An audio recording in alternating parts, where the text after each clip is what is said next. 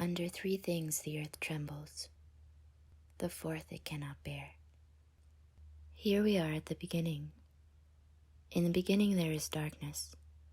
There is no light, only the sparkle of ideas hanging from the trees like Spanish moss and blowing softly in the wind.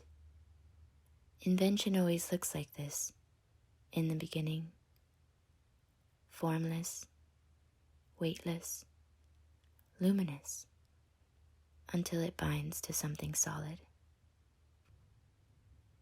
Can I tell you a secret? To see the invisible, you must listen first. Crouch down and make yourself small. Press your ear firmly to the ground and hear the earth rumble until it sinks with something of your own. I met a woman who was a good listener. She liked to work alone and in the dark. Every night, she listened for what the earth had to say, and for her patience, she was graced with swamp songs. She learned to read the secret code of the forest, and later inscribed the newfound language on a forest of her own. When mortals come to pass, I ask them what they remember the most. They remember dipping their hands in the mud for the very first time, that delicious feeling of heaviness and stickiness, the pleasure of feeling dirty. They remember the taste of the ocean, the way their bodies swayed in its vastness, and the souvenir of salty crystals that gathered around their lips and remained there for days later. They remember the scattering of afternoon light through the window and how it made their lovers' goose pimples shine like aquamarines. Do you hear that sound in the distance? It sounds like water rushing from a high place. Come with me. We must tread lightly now. Look to the right. That's what it looks like when the land is dragged by a river and dumped into the sea. When you look at a waterfall from afar, you can calculate its distance. The slower the flow, the further you have to travel. But if it appears faster, then you know you're getting close. Wow! Here we are, at the pinnacle of gravity. And yet the fog that surrounds us makes everything appear weightless.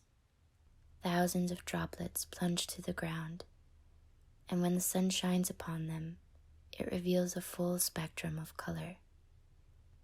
The curious thing about rainbows is that you can never come near them. They're like the horizon, a fixed point we can see, but forever remaining in the distance. Until today.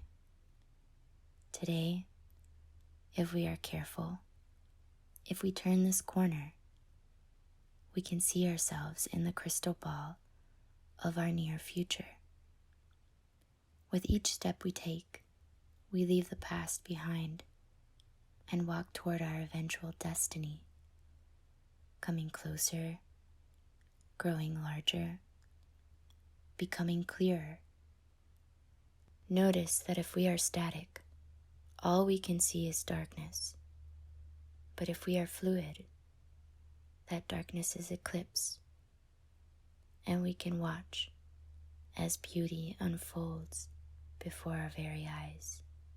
Remember, today is the day you appeared inside all of the colors, and this is the way you have come to understand the world.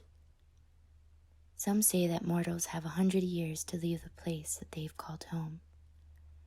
But where will they go? Who will receive them? What will they wear to protect themselves against the elements when all they've learned is a mastery of borders? Perhaps you'll reach my home before that time comes. You'll board upon a tiny vessel and sail over slow, pearlescent waters, lower and lower, until you are well below the ground. And I will be there to greet you, and you will be unafraid, I hope then that you can tell me all the things that you have heard and all the things that you have made visible for yourself. Until then, goodbye.